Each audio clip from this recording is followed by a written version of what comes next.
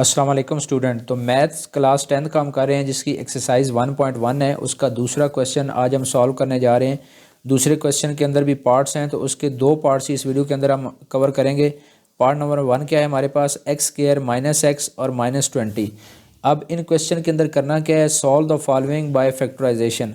तो सिंपल हमने फैक्टराइजेशन करनी है, फैक्टराइजेशन से इन क्वेश्चन को हमने हल करना है। अब फैक्टराइजेशन में सबसे जो पहली चीज़ होती है वो हम क्या देखते हैं, हम कॉमन ढूंढते हैं पूरी इक्वेशन के अंदर कोई कॉमन तो नहीं है। तो कॉमन अगर आप देखें तो इन तीनों में कोई चीज़ कॉमन नहीं है, तो ये हम इसको स्किप करेंगे। दूसरी चीज़ हमारे पास आती है फार्मूला आता है। तो फार्मूला हम देखते हैं कि इसके अंदर कोई फार्मूला तो हिडन फार्मूला तो नहीं है, तो यहाँ पे कोई फार्मूला भी नहीं है क्योंकि ये सारे माइनस वाले हैं। ऐसा कोई भी फार्मूला नहीं है जिसके अंदर सारे माइनस वाले हों।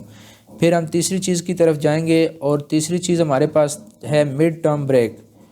तो ये मिड टर्म ब्रेक हम करेंगे। तो मिड टर्म ब्रेक कैसे करते हैं कि हम इसकी जो पहली टर्म है उसको आखिरी टर्म से मल्टीप्लाई करेंगे।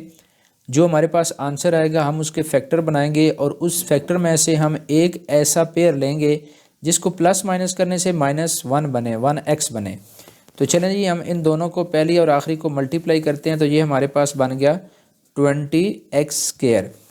अब अगर हम 20 के फैक्टर लें तो ये फैक्टर का क्या मतलब है कि आपने वो टेबल ढूंढने हैं जो 20 पे जाता है। तो 1 पे भी जाता है तो 1 = 20। 2 देखें तो 2 भी जाएगा, 2 10s are 20।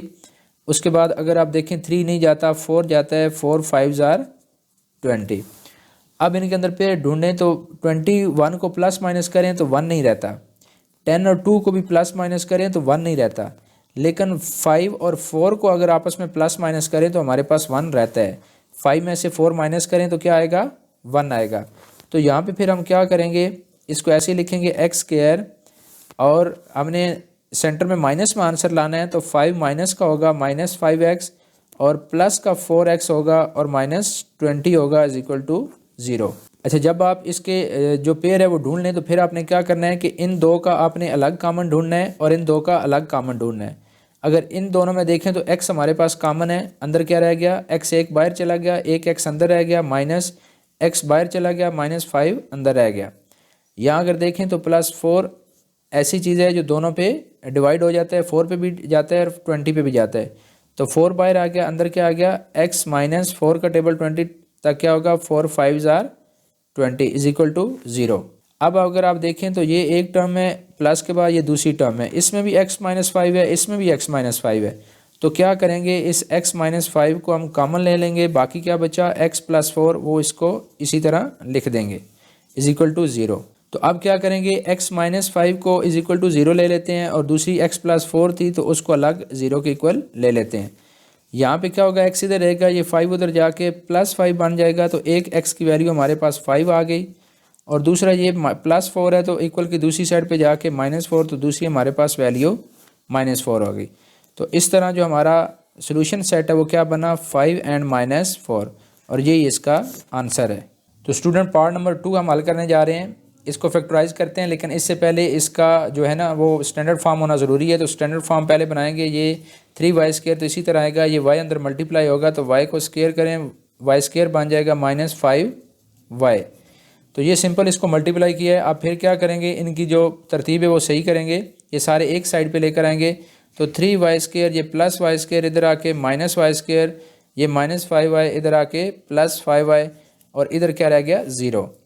अब नेक्स्ट क्या है कि ये दोनों एक जैसे हैं तो हम क्या करेंगे, 3 में से 1 माइनस करेंगे, 3y² -y² तो क्या बना, 2y², और इधर क्या है 5y =0।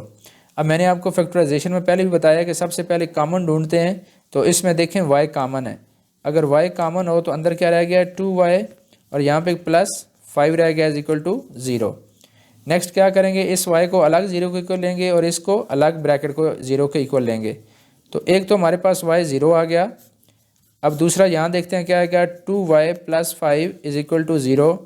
2y इधर रहने दें, ये +5 उधर जाके -5 हो जाएगा। इसके बाद क्योंकि हमने y की वैल्यू निकालनी है तो y को इधर रहने दें, ये 2 उधर जाके इसके बटा में चला जाएगा या इस पर डिवाइड हो जाएगा, तो ये दूसरी वैल्यू निकल आई। तो इस तरह जो हमारे पास सोल्यूशन सेट है वो =0 -5/2 है। तो इतना ही आज की वीडियो में, मिलते हैं नेक्स्ट वीडियो के अंदर।